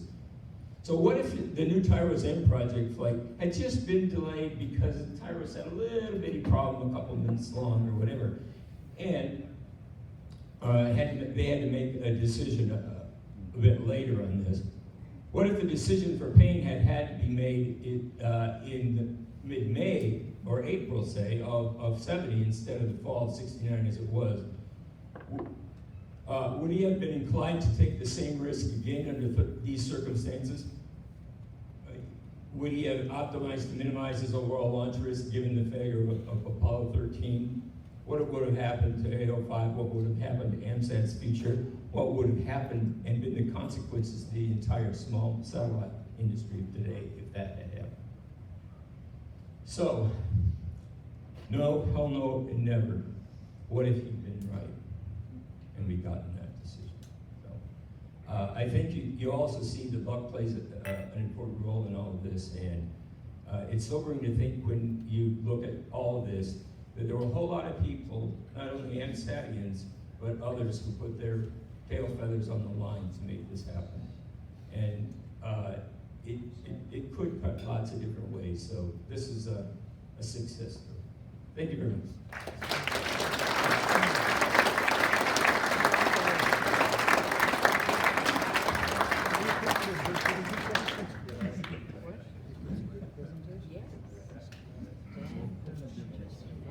Congratulations. Okay, so let me sum this up here real rapidly, because we all know the only reason you're waiting around is for the raffle. Of course. I know my audience. So in researching this history for the past 50 years, we have discovered that those slick 2 West and 2 East launch pads down there at Vandenberg, Oscar 1 went off at 2 East. Every other AMSAT satellite on the Delta program, including one of the CubeSats here lately, went off of 2 West. as did Oscar 3. So Oscar 3, 5, and all the rest were all from the same point on planet Earth. All of, there's... We didn't know that till 2019. Yeah, we didn't know that here because the names of the leases on the launch facilities changed. And we now have realized that that spot is basically the birthplace of the small sat community. That's the one place on Earth for almost, what would we say, 18 years, 28 years, something of that nature? About 22 years. 22 years. Do the math in your head. So 22 years, that spot's the one place on Earth. Now, what is original to that spot? Well, the Historical Society down there at Vandenberg, they've already got the National Register of Historic Places because that one of the 3 launch pads was the 1950s version that they walked away from. The pad we're at there, they took all the stuff and moved it to Kwajalein Atoll. So the only original thing that's there is a flame bucket. Guess who's using that flame bucket today? It's now leased to Firefly. So we've talked to all the parties involved with the exception of contacts at Goddard and contacts there at Vandenberg, and we have those names, and we're trying, this is an attempt, we're trying to put a plaque on a blockhouse down there on January 23rd, 1970 to mark that spot for history. We're going to list every name and every provider that's on that, and that's been our covert mission here this summer, trying to get people to agree to this. So that's what we're working on, and the small SAC communities bought in. All the tough people have bought in, with the exception of the Air Force. So Keith, I think you and I are going to be doing some arm twisting, and we're going to make it happen, Captain. That's my job. Make it happen. I also wanted to say that I've talked to the Chuck Swinson, who's the chairman of the program. He's the head of the program committee at the Utah State University Small Satellite Conference, the largest conference in the world. That's the one, as I reported, had about 3,700 attendees last year. And he's offered us a slot right after the keynote speaker next year to present the outcome of this, if we can pull it off. So we have an incentive to get some real publicity for the amateur satellite program and for AMSAT itself. Okay, so I have a little housekeeping eye while my mini minions get the raffle prizes up here ready. So for those that were doing better things than attending the awards banquet today, we have a few plaques to hand out. A lovely parting gift is what it's called. So President's Award for Jan King, W3GE. GY, sorry. My vision's a little blurry. So I can do something about that.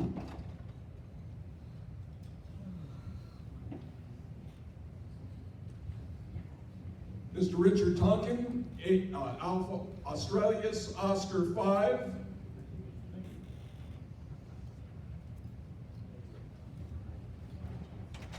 Dr. Owen Mace, Australis-OSCAR 5.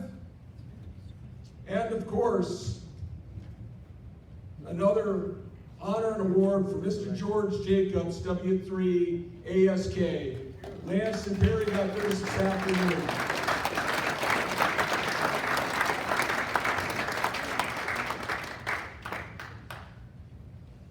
Okay, so if you gentlemen would like to sit down so you can wave your arms and get your raffle prizes, and we'll take it off up here. And